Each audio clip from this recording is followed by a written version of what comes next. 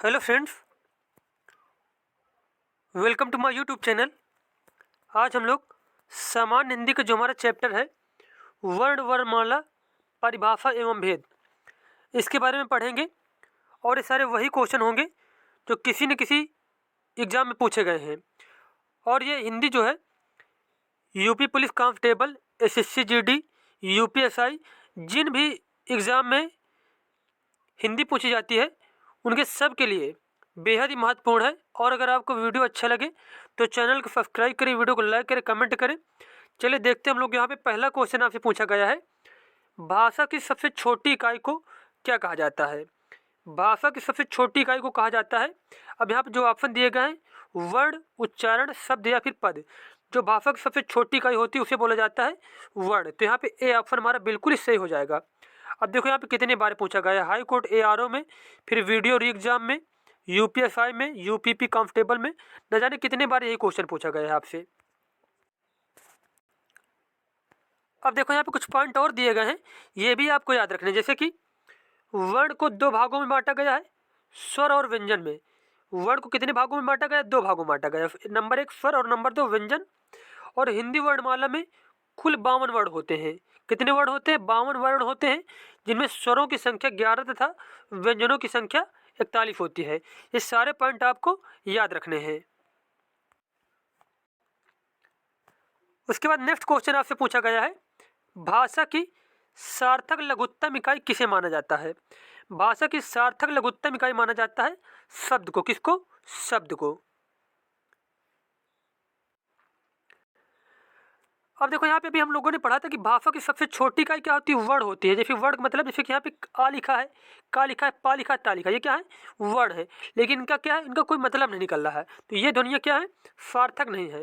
जैसे कि अब यहाँ पे जो शब्द बन गए, जैसे कि कल, कब, चल, तो जो सबसे मतलब छोटी ध्वनि, जो सबसे छोटी मतलब भाषा की इकाई होती है जिसका मतलब अर्थ निकले, वो क्या होता है? वो शब्द होता है, क्योंकि शब्द का ही कुछ मतलब निकलता है और वर्ण जो होते हैं उनका कोई ही मतलब नहीं निकलता है। तो यहाँ पे हमारा शब्द भाषा की सार्थक इकाई है। उसके बाद अगला क्वेश्चन पूछा गया है, भाषा की मूल इकाई। भाषा की मूल इकाई क्या है? जो भाषा की मूल इकाई होती है वो होती है ध्वनि। क्या होती है? ध्वनि होती है। उसके बाद अगला क्वेश्चन आपसे पूछा गया है, वर्णों के कितने भेद हैं। वर्णों के कितने भेद होते हैं? अभी हम लोगों ने पढ़ा तो वर्णों के दो भेद होते हैं। तो यहाँ पे सी ऑप्शन बिल्कुल ही सही हो जाएगा कि वर्णों के दो भेद होते हैं। उसके बाद अगला क्वेश्चन आपसे पूछा गया है, हिंदी भाषा की कुल वर्ण लिपियां हैं। हिंदी भाषा में कुल वर्ण कितने हैं? 52 वर्ण हैं। कितने? 52 वर्ण हैं। अब देखो यहाँ पे कुछ इंपॉर्टेंट फैक्ट दिए गए हैं, जैसे कि हिंदी भाषा की कुल वर्ण लिपियों की संख्या 52 है, जिनमें स्वर देखो 11 होते हैं। व्यंजन कितने होते हैं? जैसे कि अब व्यंजन को देखो डिवाइड किया गया है कई पार्ट में, जैसे कि का वर्ग, जैसे जिन्हें बोला जाता है कंठस्थ व्यंजन। ये कौन कौन से? का, खा, गा, खा, अंगा, और इनकी संख्या 5 होती है। उसके बाद जो चा वर्ग होता है इसे बोला जाता है तालव्य व्यंजन। क्या बोलते हैं इसको? तालव्य व्यंजन बोलते हैं। ये होते हैं चा, छा, जा, जा, इया। तो यहाँ पे 5 होते हैं ये भी।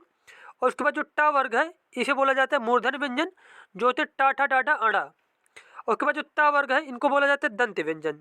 इसमें जैसे ता, था, दाधा, ना, और इनकी भी संख्या 5 होती है। उसके बाद पा वर्ग, इन्हें बोलते हैं ओष्ठ व्यंजन, जैसे कि पा, फा, बा, भा, मा, ये क्या है? ओष्ठ व्यंजन। ये भी 5 होते हैं। और उसके बाद जो अंतस्थ व्यंजन होते हैं वो 4 होते हैं। अंतस्थ व्यंजन कौन कौन से होते हैं? या, रा, लावा। और ऊष्म व्यंजन शाखा, साहा, ये भी 4 होते हैं। ये 4 व्यंजन होते हैं। शाखा, साहा, इनको बोला जाता है ऊष्म व्यंजन। और उसके बाद अगला है संयुक्त व्यंजन। संयुक्त व्यंजन में 4 होते हैं, छात्र, ज्ञ और जो श्रा होता है। तो ये 4 होते हैं संयुक्त व्यंजन। और अयोगवाह, अयोगवाह 2 होते हैं, अंक और आहा। और उसके बाद द्विगुण व्यंजन कौन कौन से होते हैं? डा और ढा होते हैं। और इस प्रकार कुल वर्णों की संख्या कितनी हो जाती है? 52 हो जाती है। तो यहाँ पे जितने भी पॉइंट आपको बताए गए हैं, ये कि का वर्ग, कंठस्थ व्यंजन कौन सा है, तालव्य व्यंजन कौन सा है, मूर्धन्य व्यंजन, दंत व्यंजन, ओष्ठ व्यंजन, ये सभी आपको याद रखने हैं। इनसे बहुत ज़्यादा क्वेश्चन पूछे जाते हैं।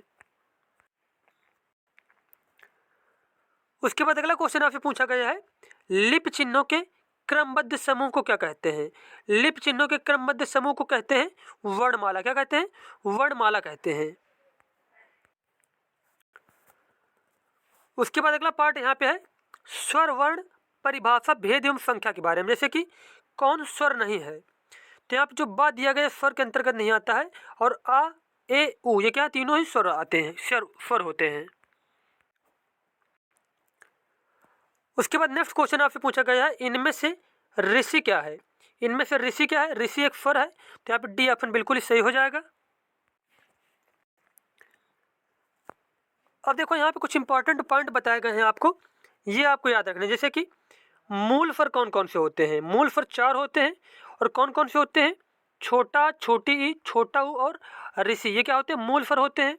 और संयुक्त स्वर कितने होते हैं, जैसे कि ए हो गया, अ हो गया, ओ हो गया, औ हो गया, ये क्या है, ये संयुक्त स्वर होते हैं। और स्वर के 2 प्रकार होते हैं, जैसे कि अब हास्य स्वर कौन कौन से हैं, जो मूल स्वर होते हैं वही हास्य स्वर होते हैं, जैसे कि छोटा, छोटी, ऊ और ऋषि, ये क्या है, ये हास्य स्वर है। और दीर्घ स्वर के अंतर्गत कौन कौन से आते हैं, बड़ा आ, बड़ी ई, बड़ा ऊ, ए, ऐ, ओ और औ, ये क्या है, दीर्घ स्वर के अंतर्गत आते हैं। तो ये सारे पॉइंट आपको याद रखने हैं।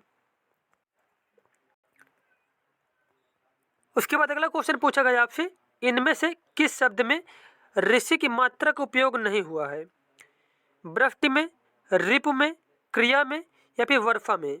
तो यहाँ पे पूछा गया कि ऋषि की मात्रा का उपयोग नहीं हुआ है, सॉरी पूछा गया मात्रा का उपयोग हुआ है। तो यहाँ पे जो री की मात्रा का उपयोग हुआ है ये हुआ यहाँ पे वृष्टि में। तो यहाँ पे ए ऑप्शन बिल्कुल ही सही हो जाएगा। उसके बाद देखो यहाँ पे कुछ और शब्द दिए गए हैं जिनमें से ऋषि की मात्रा आने वाले शब्द, जैसे कि यहाँ पे कृतज्ञ हो गया, कृष्ण हो गया, सृजन आदि, इनमें क्या सब में ऋषि की मात्रा आती है। उसके बाद अगला क्वेश्चन आपसे पूछा गया है जिनका उच्चारण स्वतंत्र रूप से होता है और जो व्यंजन के उच्चारण में सहायक होते हैं उसे कहते हैं। जिनका उच्चारण स्वतंत्र रूप से होता है और जो व्यंजन के उच्चारण में सहायक होते हैं उन्हें बोला जाता है स्वर। क्या बोलते हैं उनको, स्वर बोलते हैं। उसके बाद अगला क्वेश्चन आपसे पूछा गया है स्वरों की संख्या कितनी है। स्वरों की संख्या होती है 11। तो यहाँ पे फर्स्ट ऑप्शन बिल्कुल सही हो जाएगा। उसके बाद नेक्स्ट क्वेश्चन आपसे पूछा गया है स्वरों का उच्चारण कैसे होता है, बिना किसी की सहायता से होता है। तो यहाँ पे डी ऑप्शन बिल्कुल ही सही हो जाएगा कि स्वरों का उच्चारण बिना किसी की सहायता से होता है।